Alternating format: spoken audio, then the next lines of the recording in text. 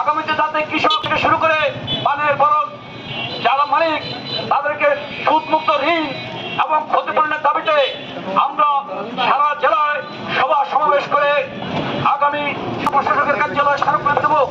আমরা ফরিদগঞ্জে গত 23 তারিখ উপজেলা নির্বাহী কর্মকর্তার কাছে স্মারকলিপি দিয়েছিলাম, কারণ সিআইপি বাঁধের ভিতরে অধিকাংশই ফরিদগঞ্জের মধ্যে এফেক্টেড। আমরা মনে করি এখানেও আজকের উপজেলা এখানেও নিস্তার নেই।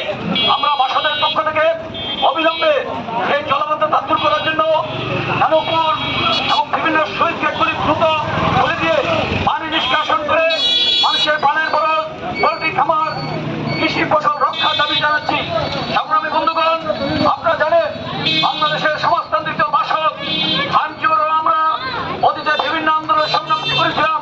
এখানে নদী ভাঙ্গন থেকে শুরু করে জলাশয় এবং কখনো আপনার বিরোধী আন্দোলন আমরা এখানে করেছি। তার আলোকে বাসক একটি রাজনৈতিক দল হয়ে আমরা ঘরে বসে থাকতে পারি না।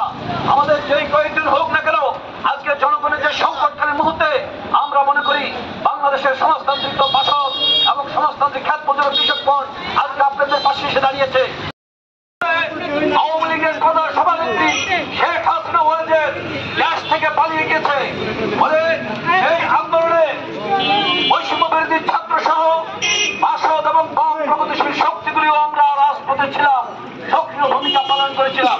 আমরা মনে করি ছাত্র সমাজ একটি বৈষম্যমূলক রাষ্ট্রের কথা বলেছে, আর সেখানে এক ফ্যাসিস্টের পরিবর্তে আরেক ফ্যাসিস্টের জন্য নয়।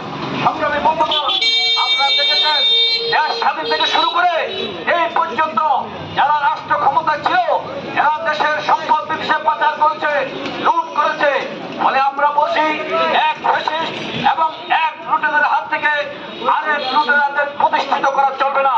আজকে যে অন্তর্বর্তীকালীন সরকার এদের দায়িত্ব, এরা জীবনের জন্য এরা ক্ষমতা আসেনি, সেটা সংবিধান বহির্ভূত।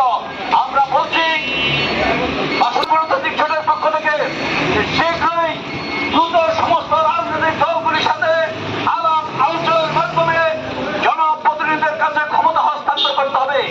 এর জন্য সরকারি যে রোডম্যাপ, কি কি পদক্ষেপ নেবেন, কোন কোন বিষয়ে পদক্ষেপ নেবেন তার সুনির্দিষ্ট রূপরেখা জনসমক্ষে হাজির করতে হবে।